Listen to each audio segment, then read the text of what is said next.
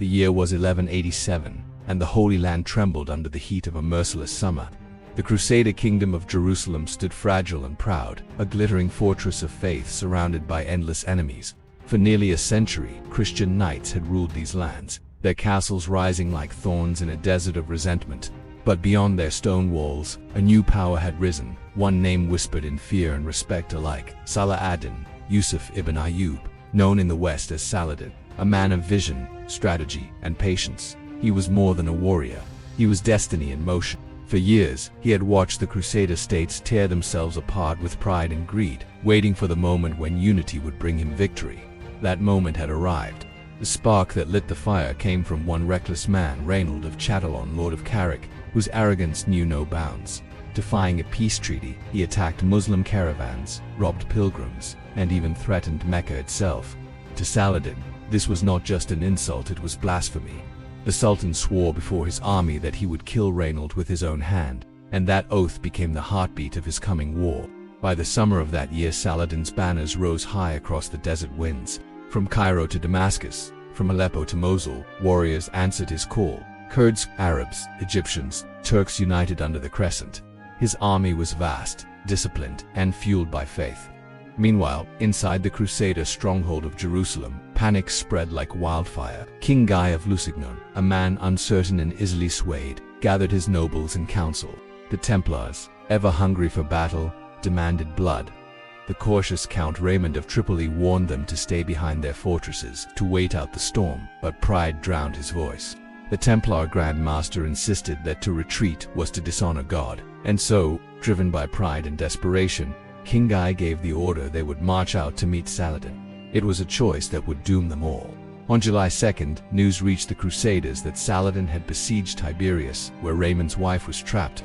The council argued deep into the night, and by dawn, the decision was made: they would march to her rescue. The army gathered at Sepharia, nearly 20,000 strong knights in shining armor, footmen in chainmail, and the sacred relic known as the True Cross, carried at the head of the army as a symbol of divine protection. But God, it seemed, had turned his face away. The path to Tiberias wound through dry plains under a blazing sun. The Crusaders, burdened by armor, suffered terribly.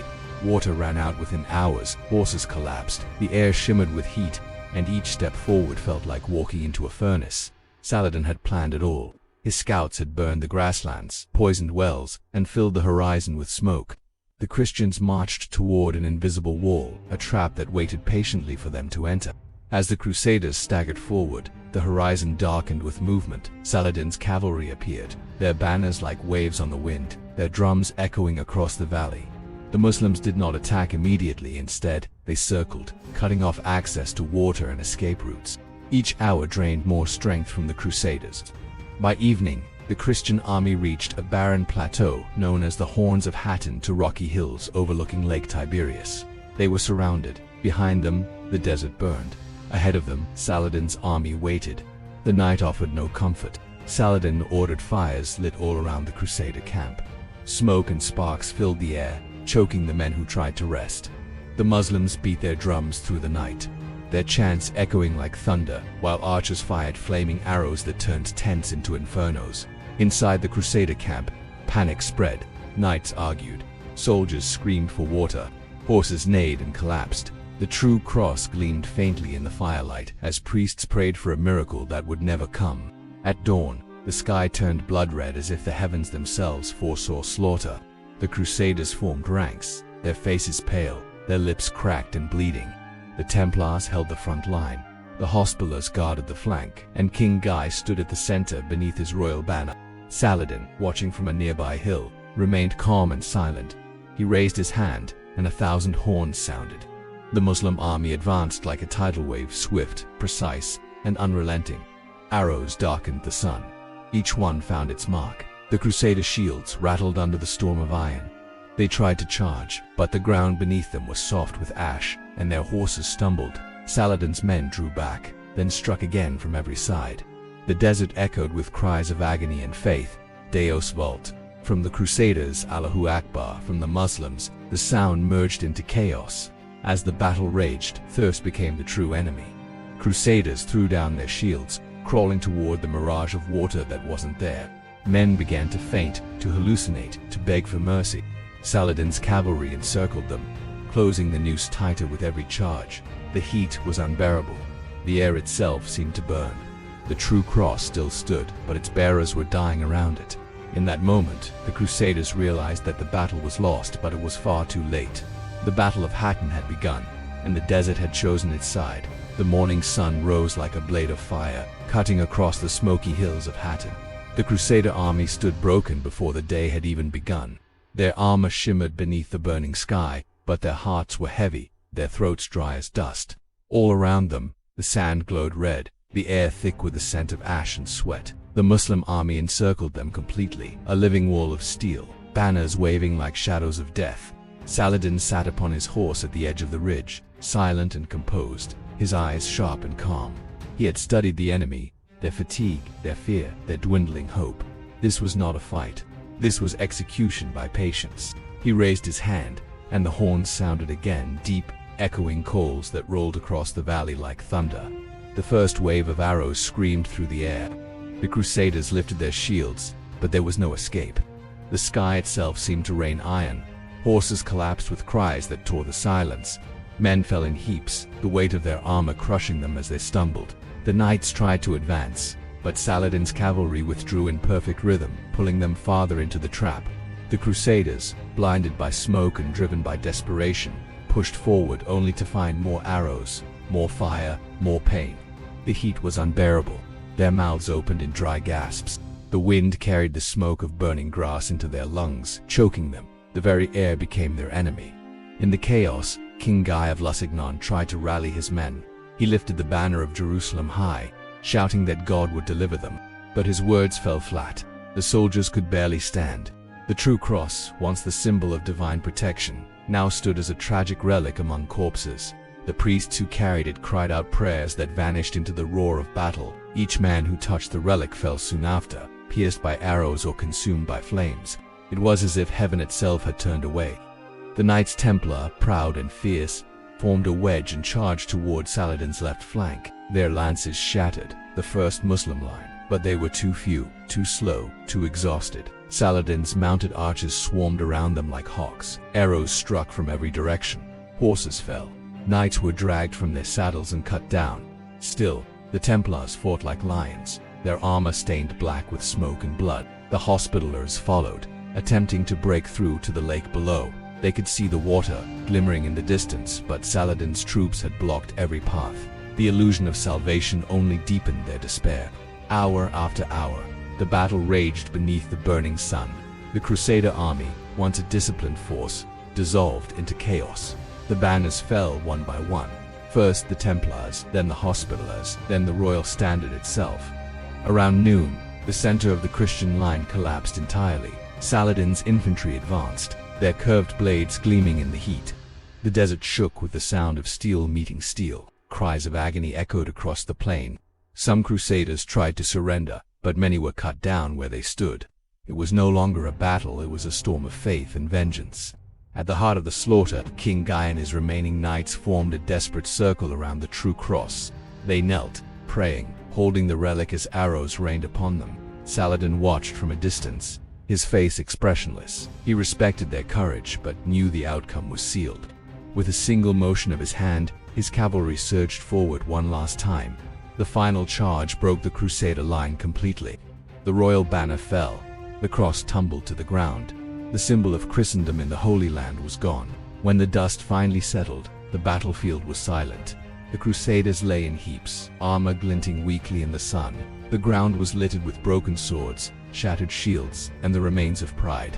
Saladin dismounted, walking among the dead with solemn dignity.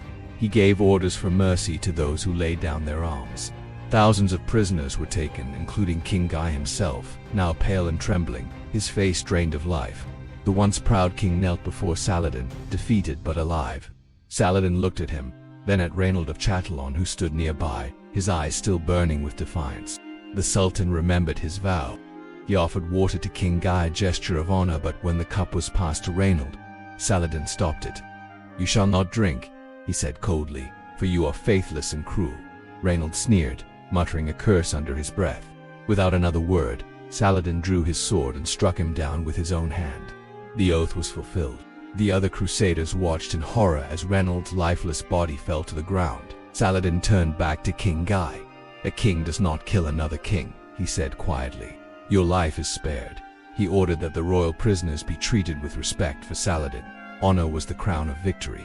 He had not only defeated his enemies, he had shown the world what it meant to conquer with dignity. As the sun began to set over the horns of Hattin, the once mighty Crusader army was no more. The smoke rose like a funeral pyre into the crimson sky. Saladin's soldiers gathered on the hilltops, their voices rising in a single cry of triumph. Allahu Akbar, the sound rolled through the valley like thunder, echoing across time. From the ashes of defeat, a new era was being born. The path to Jerusalem lay open. Saladin turned his horse toward the horizon, where the golden domes of the holy city glimmered faintly in the distance. His eyes were calm, his purpose clear. The war for the Holy Land was not over. It was only entering its most sacred chapter. The world would soon witness the moment when faith, mercy, and destiny collided beneath the walls of Jerusalem itself. The Battle of Hattin was not just a victory, it was the day the cross fell and the crescent rose. When the fires of Hattin faded, the desert lay silent. The wind whispered over armor half buried in sand, over broken swords that still gleamed in the morning light. Saladin looked across the battlefield and knew the age of Crusader power in the Holy Land had ended. But one fortress still stood, the heart of every prayer, the dream of every king, Jerusalem. The news of Hattin spread faster than the wind. Castles surrendered without a fight, garrisons fled. The roads to the holy city lay open. Muslim banners filled the horizon, green and black against the gold of dawn. Inside Jerusalem, panic reigned. Pilgrims wept in the streets, priests rang bells that no one answered, and the once mighty Knights of the Cross now numbered only a few hundred. Balian of Ibelin, a noble who had survived Hattin, took command. He swore to defend the city even though he had no army, only townsfolk, monks, and frightened children. He ordered every man to carry stones to the walls, every woman to make arrows, every child to pray. The holy city became a fortress built on desperation. In early September 1187, Saladin's host appeared before the gates. His siege engines rolled forward like beasts of wood and iron. From the Mount of Olives he looked upon the city, not with hatred but with reverence. He told his emirs, "We fight not for gold or revenge, but for God and honor." Then the catapults began to thunder. For days the walls shook, towers crumbled, smoke curled over the domes. At night, the sky burned red, and the cry of the muezzin echoed through the valley, blending with the tolling of church bells to faiths locked in one breath of fear. Inside, hunger spread. Balian rode along the battlements, his armor blackened by soot, his voice hoarse from shouting orders. He met with Saladin beneath a white flag, asking for mercy if the city surrendered peacefully. Saladin listened. He remembered the massacre of Muslims when the Crusaders had taken Jerusalem nearly 90 years before, yet he refused to answer cruelty with cruelty. "I am not here to destroy," he said, "but to restore what was lost." Terms were set. Every Christian could ransom himself. Those too poor would be freed in kindness. The defenders agreed. On October 2, 1187, Jerusalem opened its gates. The sound of chains and weeping filled the narrow streets as the Crusaders laid down their swords. Saladin entered on horseback, dressed not in armor but in white robes. He dismounted at the dome of the rock, bowed in prayer, and ordered the crescent to rise once more above the holy city. There was no slaughter, no vengeance, only quiet awe. He commanded that the Church of the Holy Sepulchre remain open for Christian worship, that widows and orphans be fed, that the wounded of both sides receive water. Even his enemies marveled. The conqueror had shown the mercy of a saint. Across Europe, news of the fall struck like lightning. Kings wept, popes raged, and armies began to gather for the Third Crusade. Yet in that single moment, beneath the bright sky of Jerusalem, Saladin's name became legend, not merely for his victories but for his honor. The war would return, but nothing could erase what had happened at Hattin and Jerusalem. The cross had fallen, yet dignity had survived. As night descended over the ancient walls, torches flickered along the ramparts and the desert wind carried one final whisper, the story of a man who united nations, kept his oath, and changed the fate of the Holy Land forever. It was the end of an era and the birth of a legend. Saladin, the Lion of Islam, the conqueror who ruled not by fear, but by faith.